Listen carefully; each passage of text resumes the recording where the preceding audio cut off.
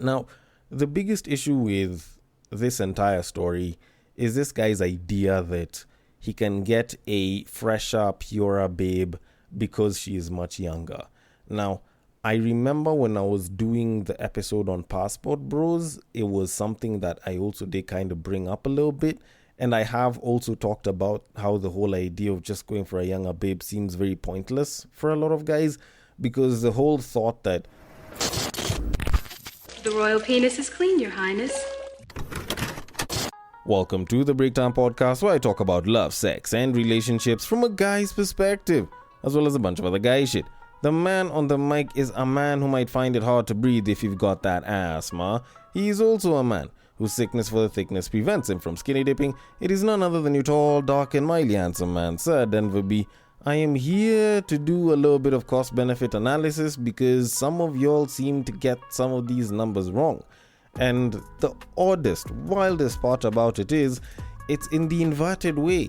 Like, I'm about to talk about a situation where people are looking at the numbers and they're like, yeah, this is why this is fucked up. And I'm supposed to refute that. But at the same time, I'm supposed to look at another situation where some people might justify it. And I'm supposed to be like, nah, this is a little fucked up in a sense. And it does kind of bother me a little bit, because at least on the second bit, that's supposed to be the main topic. And I won't even be agreeing with a lot of guys. But then again, you know, it's not like I'm doing this podcast to agree with everyone. So if you do like it, if you don't like it, if you'd like to give your feedback, or if you'd want to suggest a topic or topics that we should be discussing or that I should be discussing, then the social media links are usually in the description. But in case you don't want to look at them, on IG it is at the Breaktime_podcast, on Facebook it is at the Breaktime Podcast, on X it is at BagakaTheD, and on Bluesky it is at the BreaktimePod.bsky.social. And you know, I hope before you decide to reach out to me and start feeding me all of your bile, you at least listen all the way till the end, you know, of which if you have listened this far, I genuinely thank you, and I hope you listen all the way till the end. But all in all, I do kind of have to leave all of that aside. First off, I may sound a little bit different. It's probably because I don't know if I can say a cold or just a sore throat, but either way, I am dealing with one of those. And while it slightly affects how I sound, at least I managed to do the entire episode.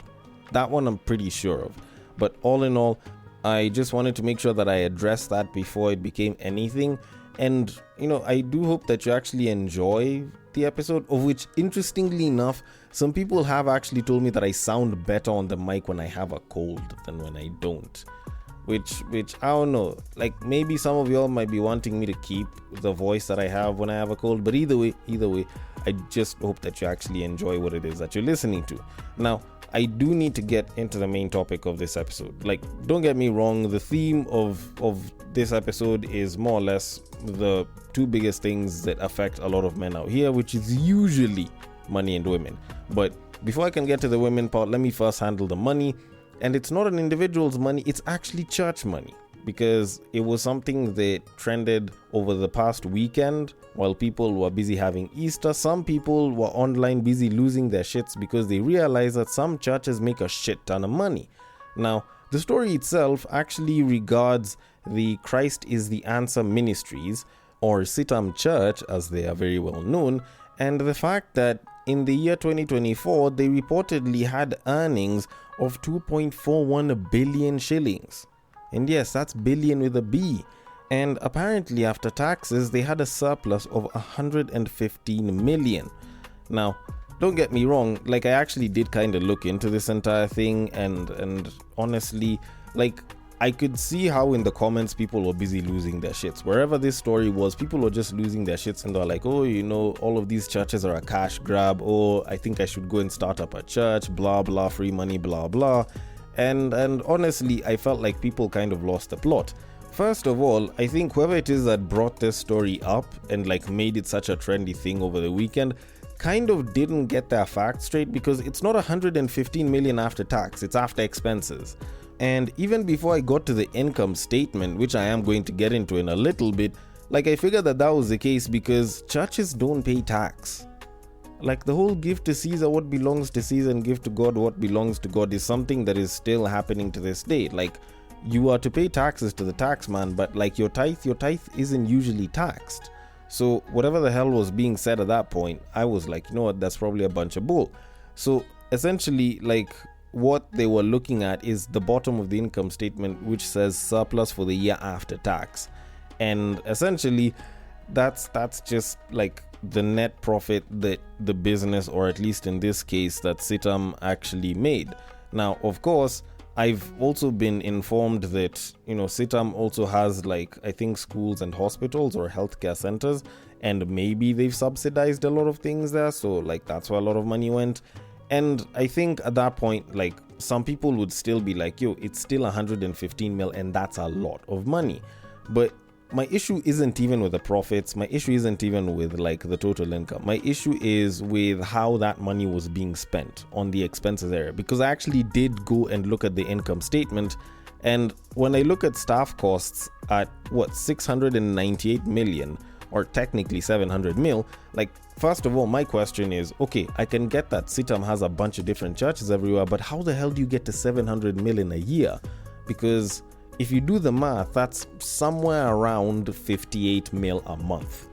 58 mil a month in staff costs, not unless if you're including shit like, I don't know, insurance that is being paid by the company, or insurance that's coming directly out of the company's accounts. Like, you'd have to be paying the pastors plus all of the support staff that, like, will, for example, keep the church clean, a lot of money. So not unless if you include, like, teachers and, like, the doctors in the healthcare centers, like, that's a lot of money on just staff costs, because staff costs is usually wages, if I'm not wrong. But the bigger issue was administration costs, which was 712 million.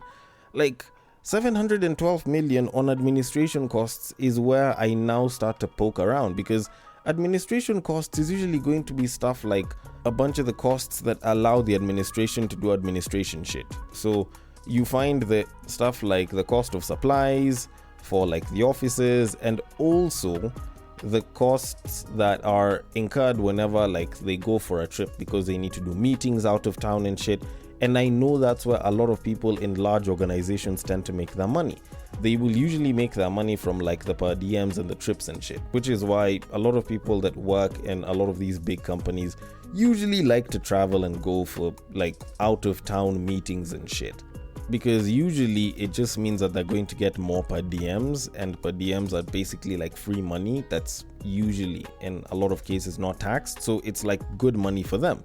But even with that aside, like, still you find that under certain situations that require, like, supplies in the office and shit, that's why you find that people can pinch a bunch of cash from the supply guys. So if you work with a supplies manager, then that's why you can make a bunch of extra bank from the church. And it's not like just because it's a church people aren't trying to profit from it.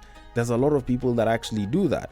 So 700 mil on administration costs, I think that's where a lot of the cash has really been eaten, as opposed to the whole, oh, you know, they have 115 million profits. Like, I tend to think that most of these churches are registered as non-profits, and if CITAM is as good a non-profit as a lot of people tend to think it is, then there's a very good chance that they'll just end up using that 115 mil on renovations and improvements to a lot of the stuff that they have in terms of outreach programs and the amenities like the healthcare centers and maybe even the schools. So I don't see that much of an issue. But even though there's money that could be stolen here, like, if you actually check with the average CITAM church member, you find that they tend to be particularly okay with the situation of their church as opposed to most. Like, whenever it comes to shit like this, people will talk about, oh, you know, these guys make so much money, but I kid you the hell not. It's not like for the average churchgoer, it's like a very big issue, because for some of these guys, they can access this data, and I think it's openly available to the church members, if I'm not wrong. But even beyond that, like, the way the church is very well taken care of, because I have gone to the CITAM church and I have gone to 2 different branches of them, and, you know, they are very clean, the amenities are very good. So you look at it and you're like, you know what, even though there's money being stolen, like, these guys are so well taken care of that they usually don't think or care that much to look too deeply into the figures. So not unless you're looking at the musicians who usually aren't paid, and, you know, like, that's why issues might rise up, like, there's not that much of an issue with this entire thing. Are churches profitable? Yes, because they don't pay taxes and they can run away with some of these costs and shit. But in this particular case, I feel like this isn't as big of a story as people made it to be.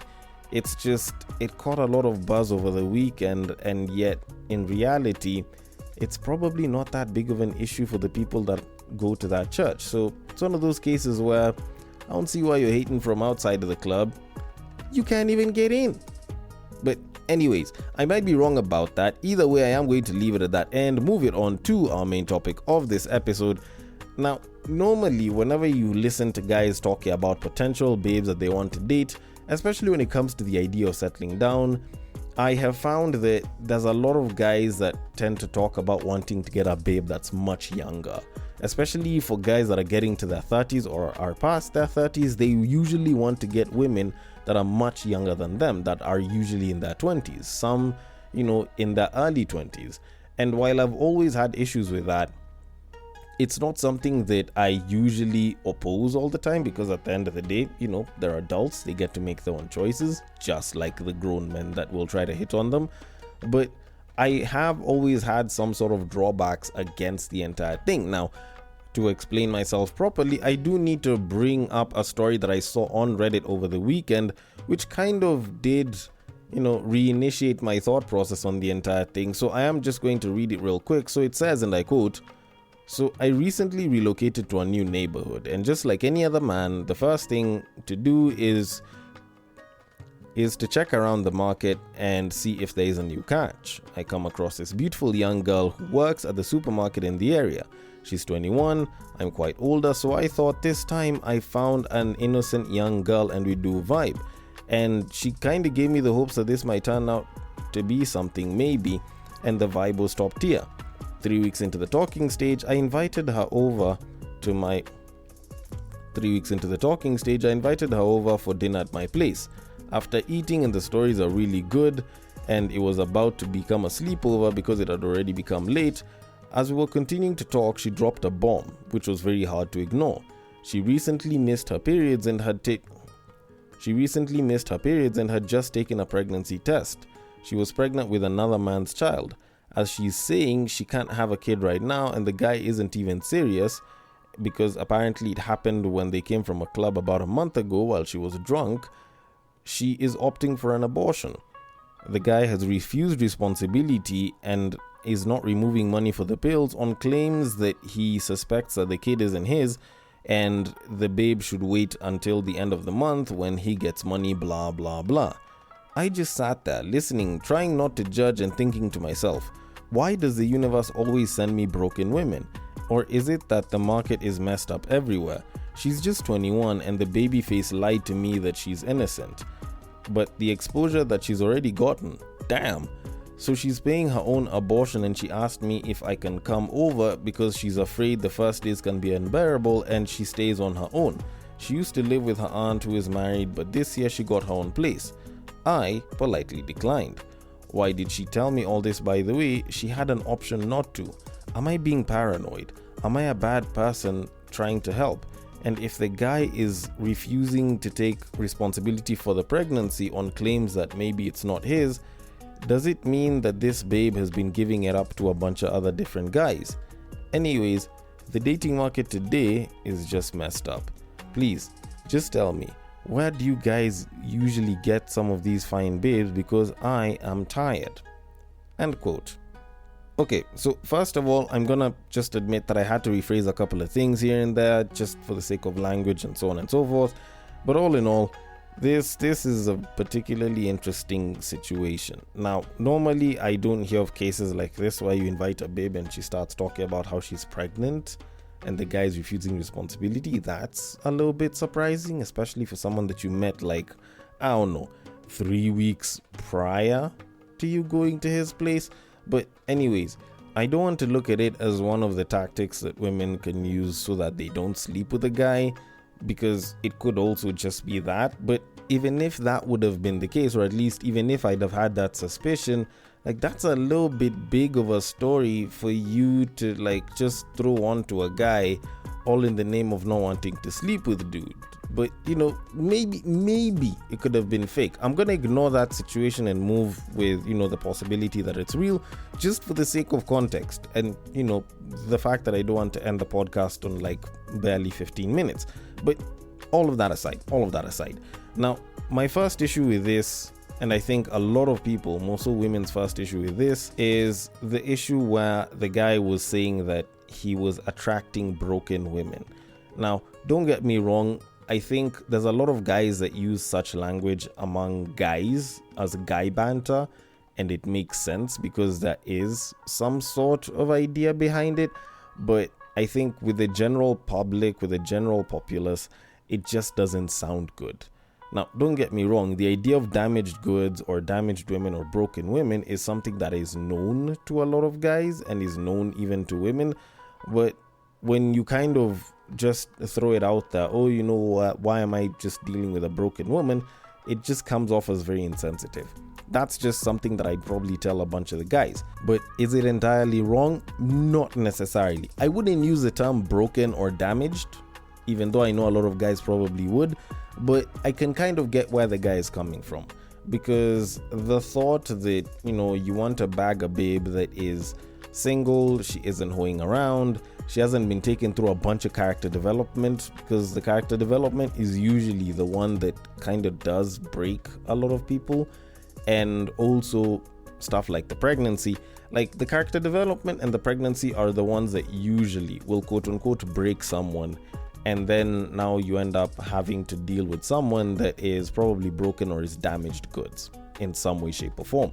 Like that's kind of where the whole thought process comes from, because if they haven't gone through those two things or a combination of the two or either one, you find that most women usually have a much more positive and possibly a purer idea of men and relationships today, even though people will talk about all the hoeing around, blah blah blah. So when you kind of listen to the idea of someone who is quote unquote broken, then the thought is that either she's been hoeing around or she's been through a bunch of character development that have messed her up psychologically, and you just don't want to deal with that as a guy. Like, you generally just don't want to deal with someone that has been through a bunch of issues and, like that trauma is literally there, or, they have, I don't want to say grown, but they've been shaped and reshaped by the trauma that they've gone through. Just because it's a lot more stress to deal with, and it can quite literally turn them into someone or something that you wouldn't entirely find that pleasant to be with as a partner. So to some degree, while I don't like the language he used, I can kind of get where he was coming from. Even though a lot of the women in the comments actually didn't entirely get where he was coming from, and they just felt like it was very insensitive and quote unquote misogynistic of him to say that. And on top of that, they also did have an issue with the fact that he was going for a 21-year-old and he's quote unquote much older, as he stated.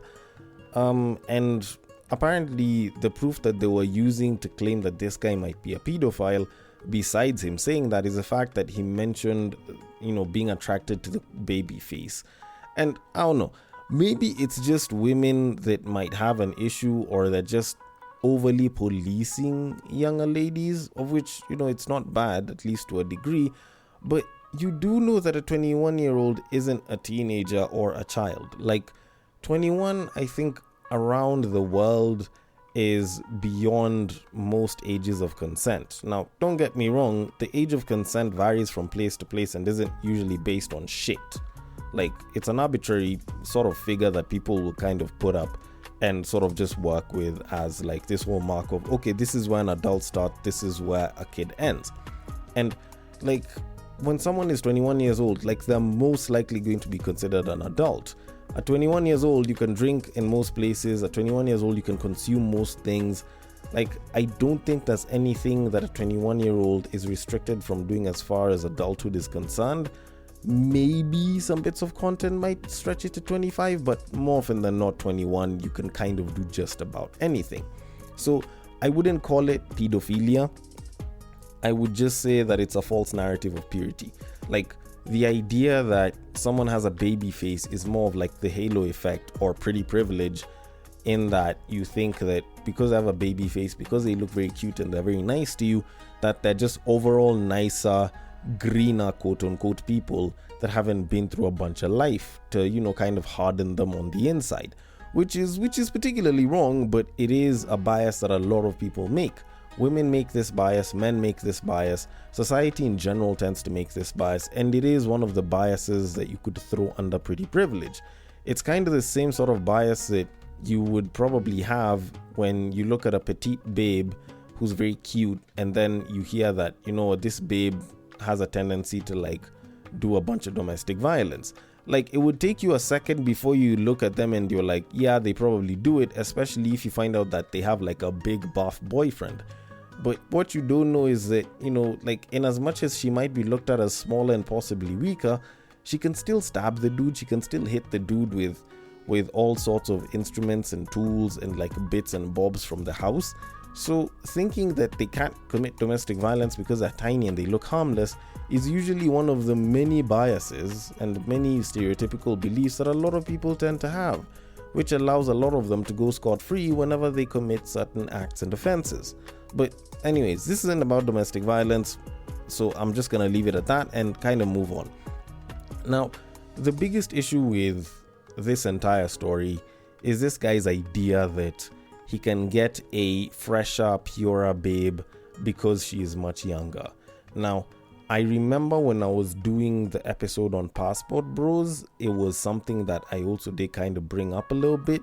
And I have also talked about how the whole idea of just going for a younger babe seems very pointless for a lot of guys, because the whole thought that she's greener, she's younger, she's purer is just mostly a large stack of bull, not unless if you start going down into the early teens, because at that point, then yeah, you could say that they're fresh and they haven't gone through a bunch of character development, but that would make you a pedophile, and I'm not recommending any of that. But now, the problem that comes in is that a lot of guys think that if they go for a much younger babe, then she'll be fresher, she'll be greener, and she'll be, I don't want to say more teachable, if I can put it that way, but they're probably more likely to not be as entitled as much older women who've gotten a bunch of money, they've gone through a bunch of life, and they say that they want things a certain way. And while I can get the whole sentiment behind that, I also still don't think that that's entirely the case. I do think that you can find women that are around your age, even though you're past the age of 30, that are a little bit more submissive and aren't as hardened as, a lot of guys' ideas of women that are 30 plus is. Because this idea that going for a younger babe in her early 20s is the better option is very misguided at best, because if you're looking at it from a looks perspective, a lot of people nowadays talk about how a lot of the women who are past the age of 30 and even some in their 40s are looking way better than a lot of the women that are in the early and even mid 20s. So from a looks perspective, it's not like you have to go that young to find good looks. You can find good looks even within the age range that you're probably in. When you look at values, you realize that values aren't something that are based off of age or experience. It's something that people have in them or choose to lose. So it's not really a matter of age, it's simply a matter of the person that you end up dealing with. But now, when a lot of guys usually talk about going for a younger babe, a lot of them usually tend to think that the younger babe isn't like a shorty that's been hoeing around or some shit and she's very green. Because apparently, I guess a bunch of them think that the 30 plus babes have been hoeing around and they're a bunch of used goods. To which, more often than not, they actually forget that a bunch of these young babes have been doing shit like this for clout for years. There's women in the early 20s that have way more in body counts than women who are in their 30s and even their 40s.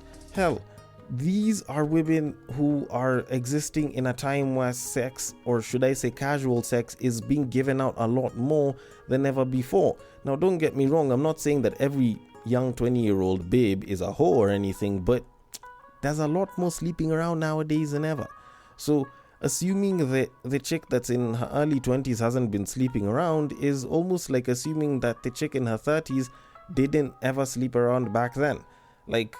It probably happened, it's just they have cameras today and they can post it online and they can talk about it freely. But back in the day when shame was there, people had to do it behind closed doors. So you probably didn't hear too much about it. So all in all, like, it doesn't really seem like it's really anything that carries that much weight when it comes to like, oh, let me just go for a younger babe. Yes, you could say that she might be a little bit more submissive, but that's more of a maturity thing. But in my opinion, I believe that you can still get a babe to be submissive to you even though you guys are roughly about the same age. So you don't necessarily have to fuck up the market for the young 20-year-old dudes simply because you're trying to get a babe who is more submissive. And generally speaking, whenever it comes down to it, it's a lot less about how much younger a babe is and more about the kind of guy that you are, the kind of principles that you're looking for in a partner, and where exactly you're looking for that partner. Because if you've ever noticed, not unless if someone decides to make a conscious change, more often than not, a lot of times people attract roughly the same kinds of partners, or will attract a lot of partners with roughly the same kinds of qualities across the board. So there are women that just seem to have a tendency to attract cheaters. There are guys that seem to attract baddies that are also cheaters. There are guys that will attract certain very fine looking babes who are just violent. There are women who for some reason just seem to attract narcissists. Initially, it might seem like you got a bad option here, a bad option there, or a bad egg here and there. But whenever you look back at it, like especially if you're someone that's been dating and you've dated a couple of different people, you realize that you attract certain elements of people, and not unless if you change that, then you will continue attracting certain elements of the same kind. So not unless you make a conscious change, there's a pretty good chance that you will continue attracting broken people, quote unquote. There's a pretty good chance that you will continue attracting cheaters, or you will continue attracting narcissists or alcoholics, or some other quality that people deem to be a particularly big red flag that should be avoided at all costs. So if anything, I think the problem with this guy isn't the age of the women that he's going for, but rather the kind of women he seems to be attracting. If he could change that and alter that, then age wouldn't even be a factor. He'd probably be able to bag a babe that could be around his age range and hella submissive and pretty nice. But then again, I might be wrong. But to kind of conclude all of this, all I'm gonna say again is finding a good woman is less a matter of age and more a matter of values and principles. If you can tweak that, then you're good to go. But if you can't, then you'll continue running through the same exact problem, because as Ludacris would have once said, there's hoes everywhere. There's hoes in the room, there's hoes in the car, there's hoes on stage, there's hoes by the bar, there's hoes by near, and there's hoes by far. Although, then again, maybe I don't entirely understand this age issue, because I tend to look for a lot of babes that are closer to my age or something of that sort. But either way, I want your thoughts on it. The DMs are open. On IG, it is at the Breaktime_podcast. On Facebook, it is at the Breaktime Podcast. On X, it is at Bagaka the D. And on Bluesky, it is at the BreaktimePod.bsky.social. Thank you so much for listening all the way till the end, and I will catch you guys on the next break. But what I believe is that if you put a pastor and a prostitute in one room, one is likely to convert the other.